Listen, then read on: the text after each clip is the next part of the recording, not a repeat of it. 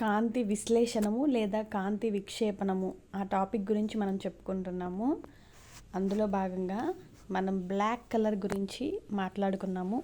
ఇప్పుడు white colour ఈ రంగు పైన, ఈ వైట్ కలర్ పైన పతనమైనటువంటి కాంతిని అంతయు కూడా తిరిగి వెనుకకు పరావర్తనం చెందిస్తుంది. కాబట్టి తెలుపు రంగు అనేది కనిష్టమైనటువంటి శక్తిని కలిగి ఉంటుంది. దీని యొక్క అనువర్తనాలు: ఇంటి లోపల మరియు ఇంటి బయట తెల్ల సున్నంతో వల్లె వేయడం వలన తగినంత వెలుతురు ఉంటుంది.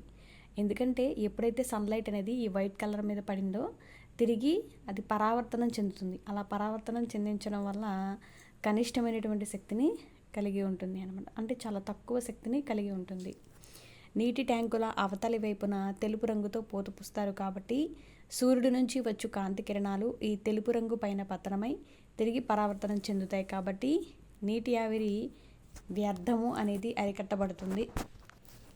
వేసవి కాలంలో మనకి ఈ పై రీజన్స్ వల్ల తెలుపు రంగు దుస్తులు ధరించమంటారు. ఎందుకు మనకి తెలుపు రంగు దుస్తులు ధరించమంటారంటే, ఎప్పుడైతే సూర్యకాంతి ఈ తెలుపు రంగు మీద పతనమైందో తిరిగి వెంటనే అక్కడ ఉండకుండా పరావర్తనం చెందుతుంది. ఇలా పరావర్తనం చెందడం వల్ల దానికి తక్కువ శక్తిని కలిగి ఉంటుంది. అదే బ్లాక్ కలర్ అయితే ఏమవుతుందంటే ఆ కాంతి కిరణాలన్నింటినీ కూడా శోషించుకుని తనలో నిలిపి ఉంచుకుంటుంది అన్నమాట. అందుకని బ్లాక్ కలర్ దుస్తులు అనేవి ధరించకూడదని చెప్పి చెప్తూ ఉంటారు. మనం పైన బ్లాక్ కలర్ గురించి మొత్తం కూడా డిస్కషన్ అయితే చేయడం జరిగింది. సో మన వేసవి కాలం యందు నలుపు రంగులో ఉన్నటువంటి పశువులు మనకి నీటి మడుగులలో సేద తీరుతాయని, ఎండలో వెలుచున్నప్పుడు నలుపు రంగు యందు తల వెంట్రుకలు వెంటనే వేడెక్కుతాయని, అది ఎందుకనంటే ఒక నిర్దిష్ట ఉష్ణోగ్రతకు చేరిన పిమ్మట తిరిగి ఆ కాంతినంతయు కూడా బయటకు విడుదల చేస్తుంది. కాబట్టి నలుపు రంగు అనేది మంచి శోషణకారి మరియు ఉద్గారి. సో నలుపు రంగు అనేది గరిష్టమైన శక్తిని కలిగి ఉంటుంది, తెలుపు రంగు ఏమో కనిష్ట శక్తిని కలిగి ఉంటుంది. సో వీటి యొక్క అనువర్తనాలు ఏంటి అంటే ఇవన్నీ కూడా మనం చూసాము. బ్లాక్ కలర్, వైట్ కలర్ గురించి. అసలు కాంతి విశ్లేషణము, కాంతి విక్షేపణము అంటే ఏంటి, దీనికి సంబంధించిన డెఫినేషన్ అయితే మనం చూడలేదు. కాంతి విశ్లేషణం అంటే ఏంటి? ఒక తెల్లని కాంతిపుంజం గాజుతో తయారు చేసినటువంటి పట్టకం గుండా చొచ్చుకొని వెళ్ళినప్పుడు ఒక తెల్లని కాంతిపుంజం అనేది, ఒక లైట్ రే అనేది గాజుతో తయారు చేసినటువంటి ఒక పట్టకం, ఒక ప్రిజం ఉంటుంది కదండి, ఇక్కడ బొమ్మలో చూపించడం అయితే జరిగింది. ఆ ప్రిజం గుండా చొచ్చుకొని వెళ్ళినప్పుడు విబ్జియార్ అని 7 రంగులుగా విడిపోతుంది. దీనినే కాంతి విశ్లేషణము లేదా కాంతి విక్షేపణము, డిస్పర్షన్ ఆఫ్ లైట్ అంటారు. వైట్ కలర్ అనేది 7 కలర్స్గా, ఒక ప్రిజం గుండా ఒక వైట్ కలర్ అనేది, ఒక తెల్లని కాంతిపుంజం ఒక ప్రిజం గుండా మనం గనక ప్రసరించేటట్లు చేసినట్లయితే అది ఆ వైట్ కలర్ అనేది మనకి 7 కలర్స్గా విడిపోతుంది. ఆ 7 కలర్సే మనకి విబ్జియార్. తెల్లని రంగు వివిధ రంగులకు విడిపోతుంది అన్నమాట. దీన్నే మనం కాంతి విశ్లేషణ లేదా కాంతి విక్షేపణము అంటారు. ఈ కాంతి విక్షేపణ ధర్మాన్ని ఎవరు కనుగొన్నారంటే 16వ శతాబ్దంలోనే న్యూటన్ కనుగొన్నాడు. ఈ కాంతి విశ్లేషణము యందు ఏర్పడినటువంటి ఊదా రంగు యొక్క తరంగ దైర్ఘ్యం 4000 ఆంగ్స్ట్రామ్లు కాగా, ఇది క్రమక్రమముగా పెరుగుతూ వచ్చేసరికి 7500 ఆంగ్స్ట్రామ్లుగా మారుతుంది. విబ్జియార్ అంటాం కదండి. సో మనకి అది కాంతి విశ్లేషణలో ఏర్పడతాయి అన్నమాట 7 రంగులు. ఈ 7 రంగుల్లో స్టార్టింగ్లో ఊదా 4000 ఆంగ్స్ట్రామ్స్ అనేది ఇప్పుడు 7500 ఆంగ్స్ట్రామ్స్, ఇలా క్రమక్రమంగా అది పెరుగుతూ వస్తుందన్నమాట. వీటిలో ఇండిగో అను వర్ణము తప్ప మిగిలిన వర్ణములను మన కన్ను చూడగలుగుతుంది. విబ్జియార్, వి అంటే వైలెట్, ఇండిగో, జీ గ్రీన్, ఈ VIBGYOR green, blue. So VI VIBGYOR. ఈ విబ్జియార్లో ఒక్కొక్కటి ఒక్కొక్క colour: violet, indigo, green, blue, yellow, orange, red. ఇందులో మనం ఈ ఇండిగో కలర్ని తప్ప మిగిలినన్నీ కూడా మన కన్ను చూడగలదంటండి. కాబట్టి ఈ రంగులన్నిటిని కలిపి మనం ఏమంటారంటే విజిబుల్ స్పెక్ట్రమ్ అండి ఇంగ్లీష్లో అయితే. తెలుగులో అయితే దృశ్య వర్ణపటం. ఈ 7 కలర్స్ని కూడా కలిపి మనం విజిబుల్ స్పెక్ట్రమ్ అంటాం అన్నమాట, దృశ్య వర్ణపటం. ఈ దృశ్య వర్ణపటం యందు గల వివిధ రంగుల యొక్క తరంగ దైర్ఘ్యాలను కొలవడానికి వర్ణపట మాపకం స్పెక్ట్రోమీటర్ని వాడతారనమాట. మరి కలర్స్కి తరంగ దైర్ఘ్యం అనేది ఉంటుంది కాబట్టి ఆ తరంగ దైర్ఘ్యాన్ని కొలవడానికి మనం ఏం వాడతామంటే ఈ విజిబుల్ స్పెక్ట్రంలో ఉన్నటువంటి కలర్స్ యొక్క వేవ్ లెంత్ని కొలవడానికి స్పెక్ట్రోమీటర్ వర్ణపట మాపకాన్ని వాడుతారు. దృశ్య వర్ణపటం ఎందుగల ఇండిగో అను రంగును మన కన్ను గుర్తించజాలదు. అదేవిధంగా ఊదా రంగు వలన కంటి రెటీనా దెబ్బతింటుంది. సో మీరు చూడండి, ఏ రంగు వలన కంటి యొక్క రెటీనా దెబ్బతింటుంది అంటే ఊదా రంగు వలన.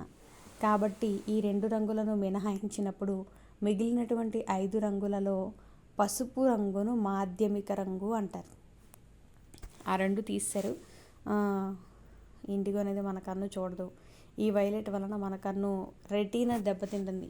సో మనకు తీసేస్తే బిఐ తీసేస్తే బీజీవైఓఆర్ ఉంది. ఇందులో మనకి మిడిల్లో ఏముంది, వై ఉంది. సో ఎల్లో, దీన్నే మనం ఏమని పిలుస్తామంటే మాధ్యమిక రంగు అని పిలుస్తాం. కాంతి విశ్లేషణము యందు ఏర్పడినటువంటి తరంగదైర్ఘ్యము తక్కువగా ఉన్న ఊదా రంగు ఎక్కువగా విచలనం చెందుతుంది. కాంతి విశ్లేషణలో మనకు ఏర్పడినటువంటి తరంగదైర్ఘ్యం అన్నిటికన్నా తక్కువ దేనికి ఉందంటే వి, వైలెట్. ఫస్ట్ ఉన్నటువంటి వికి తక్కువ తరంగదైర్ఘ్యం ఉంది, తరంగదైర్ఘ్యం తక్కువ ఉంది. సో తక్కువ తరంగదైర్ఘ్యం అనేది ఎక్కువ విచలనం చెందుతుంది, అనగా రుజుమార్గమును వీడి వంగి ప్రయాణిస్తుంది. విచలనం చెందడం అంటే ఏంటంటే స్ట్రైట్గా మాత్రమే కాదు, అది వంగి కూడా ప్రయాణించగలదు, ఎక్కడికైనా ప్రయాణించగలదు. సో మనకి తరంగదైర్ఘ్యం దేనికైతే తక్కువగా ఉందో అది ఎక్కువగా ప్రయాణించగలదు. ఎంత దూరమైనా సరళ రేఖా మార్గంలోనే కాకుండా వక్ర మార్గంలో కూడా వంగి ప్రయాణించగలదు. కానీ తరంగదైర్ఘ్యం ఎక్కువగా ఉన్న ఎరుపు రంగు వి ఈ చివరి ఉంటే ఆర్ ఈ చివరి ఉంటుంది. ఈ చివరున్న వీకేమో తరంగదైర్ఘ్యం తక్కువగా ఉంటుంది, ఈ చివరున్న ఆర్కేమో తరంగదైర్ఘ్యం ఎక్కువగా ఉంటుంది. ఈ ఎరుపు రంగు తరంగదైర్ఘ్యం ఎక్కువగా ఉండడం వల్ల తక్కువగా విచలనం చెందుతుంది, దాదాపు రుజుమార్గంలోనే ప్రయాణిస్తుంది, అంటే స్ట్రైట్గానే. ఈ వైలెట్ కలర్ అయితే మనకి కేవలం రుజుమార్గంలో మాత్రమే కాదు, ఏ విధంగానైనా సరే మనకి అది ప్రయాణించగలదు. అందుకని కానీ రెడ్ కలర్ అనేది మాత్రం ఎక్కువ తరంగదైర్ఘ్యం ఉండడం వల్ల తక్కువ విచలనం చెందుతుంది. మీరు గుర్తుపెట్టుకోండి, విబ్జిఆర్ వి నుంచి ఆర్ వరకు కలర్స్ ఉంటాయి. రెడ్కి వేవ్ లెంత్ ఎక్కువ అని గుర్తుపెట్టుకోండి. వేవ్ లెంత్ ఎక్కువ అంటే దీనికి వేవ్ లెంత్ ఆటోమేటిక్గా తక్కువ, అంటే దీనికి తరంగదైర్ఘ్యం ఎక్కువ అంటే ఈ చివరున్న దీనికి తరంగదైర్ఘ్యం తక్కువ. ఇప్పుడు ఈ చివరున్న రెడ్కి తరంగదైర్ఘ్యం ఎక్కువ అంటే విచలనం తక్కువ. విచలనం అంటే ఏంటి, ఎటు పడితే అటు వెళ్ళిపోవడం అనమాట. సో మరి రెడ్ కలర్ అనేది ఎలా పడితే అలా వెళ్ళదు, కేవలం రుజుమార్గంలో మాత్రమే వెళ్తుంది. సో తరంగదైర్ఘ్యం ఎక్కువ కాబట్టి దీనికి విచలనం తక్కువ. విచలనం తక్కువ అంటే ఏంటి, ఎలా పడితే అలా వెళ్ళదు, ఏదో ఒక పాత్ ద్వారానే వెళ్తుంది, అది స్ట్రైట్ పాత్ అనమాట రెడ్ కలర్ వచ్చేసరికి. సో మనకి దీనికి వేవ్ లెంత్ అనేది చాలా తక్కువ వైలెట్ కలర్కి. సో మనకి విచలనం ఎక్కువ కాబట్టి ఎలా పడితే అలా వెళ్ళిపోతుంది. సో మరి ఈ రెడ్కి వేవ్ లెంత్ ఎక్కువగా ఉండడం వలన, విచలనం తక్కువగా ఉండడం వలన ఇది దాదాపు తక్కువ విచలనం చెంది రుజుమార్గంలోనే ప్రయాణిస్తుంది. కాబట్టి ఎరుపు రంగును చాలా దూరం నుండి మనం చూడవచ్చు. ఎందుకు చూడవచ్చు అంటే ఎరుపు రంగుకు తరంగదైర్ఘ్యం ఎక్కువ, విచలనం తక్కువ కాబట్టి. విచలనం తక్కువ కాబట్టి మనకది రుజుమార్గంలో మాత్రమే ప్రయాణిస్తుంది. సో దాన్ని మనం చూడగలుగుతున్నాం. ఈ కారణం వలన ప్రమాద సంకేతాలను సూచించడానికి మనం రెడ్ కలర్ని వాడతాం. ఎందుకు వాడతామంటే ఎరుపు రంగుకు తరంగదైర్ఘ్యం ఎక్కువ, విచలనము తక్కువ. నెక్స్ట్ చూడండి, కాంతి వక్రీభవన గుణకం అనున్నది తరంగదైర్ఘ్యానికి విలోమానుపాతంలో ఉంటుంది.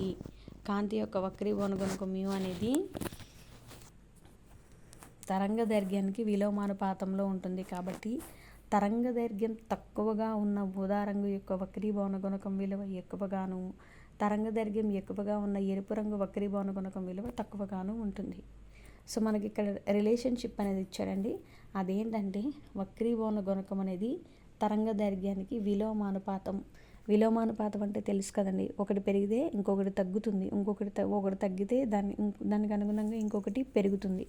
సో మనకి పని పెరిగారనుకోండి, అవసరమయ్యే పట్టే రోజుల సంఖ్య పెరుగుతూ ఉంటుంది, పట్టే కూలీల సంఖ్య పెరుగుతూ ఉంటుంది. సో ఈ విధంగా ఈ వక్రీభవన గుణకము, తరంగదైర్ఘ్యం ఇవి రెండు కూడా విలోమానుపాతంలో ఉంటాయి అన్నమాట. సో మనం వక్రీభవనం కనుక ఎక్కువగా ఉంటే తరంగదైర్ఘ్యం తక్కువగా ఉంటుంది, తరంగదైర్ఘ్యం కనుక ఎక్కువగా ఉంటే వక్రీభవన గుణకం తక్కువ, తరంగదైర్ఘ్యం తక్కువగా ఉంటే వక్రీభవన గుణకం ఎక్కువ ఉంటుందన్నమాట. సో మనకి వక్రీభవన గుణకం అనేది ఊదా రంగు యొక్క వక్రీభవన గుణకం విలువ ఎక్కువ, ఎందుకంటే ఊదా రంగుకి తరంగదైర్ఘ్యం తక్కువ కదా. సో అది తరంగదైర్ఘ్యం తక్కువ కాబట్టి వక్రీభవన గుణకం అనేది తరంగదైర్ఘ్యం తక్కువ కాబట్టి వక్రీభవన గుణకం ఎలా ఉంటుంది, ఎక్కువగా ఉంటుంది. అదే తరంగదైర్ఘ్యం ఎక్కువగా ఉన్నటువంటి రెడ్ కలర్ ఉంది కదా, రెడ్ కలర్కి తరంగదైర్ఘ్యం ఎక్కువ కాబట్టి వక్రీభవన గుణకం విలువ తక్కువగాను ఉంటుంది. ఇది ఇంపార్టెంట్ పాయింట్. క్వాంటం సిద్ధాంతం ప్రకారం E=Hని మనం చెప్పాం కదండి. E=hc/λ. తరంగదైర్ఘ్యం తక్కువగా ఉన్నటువంటి ఊదా రంగు యొక్క శక్తి ఎక్కువగాను మరియు తరంగదైర్ఘ్యం ఎక్కువగా ఉన్నటువంటి ఎరుపు రంగు యొక్క శక్తి చాలా తక్కువగా ఉంటుంది. కాబట్టి ఫోటోగ్రఫీలో ఫిల్ములను డెవలప్ చేయనప్పుడు డార్క్ రూముల యందు కనీసమైన కాంతి కొరకు ఎరుపు రంగు బల్బులని వాడుతూ ఉంటారు. మరి అంతే కదా, విచలనం ఎటువైపు పడితే అటువైపు వెళ్ళే శక్తి మనకి ఊదా రంగుకు ఉంది కాబట్టి ఊదా రంగుకి మనకి శక్తి ఎక్కువగా ఉంటుంది. తరంగదైర్ఘ్యం ఎక్కువగా ఉన్న ఎరుపు రంగు మాత్రం చాలా తక్కువగా ఉంటుందన్నమాట శక్తి. సో మనకి తరంగదైర్ఘ్యం దేనికైతే ఎక్కువగా ఉందో దానికి మనకి శక్తి అనేది చాలా తక్కువగా ఉంటుంది.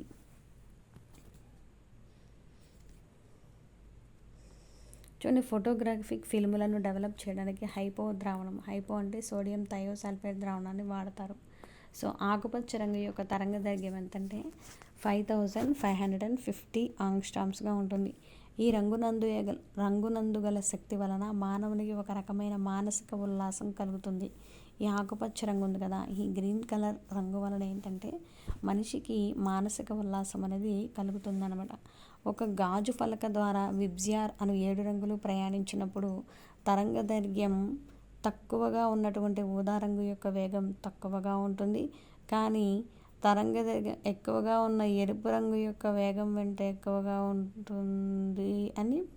ఉంటుంది. కానీ గాలిలో లేదా శూన్యంలో ఈ 7 రంగుల యొక్క వేగం అనేది కాంతి వేగానికి సమానంగా మనకి ఉంటుంది.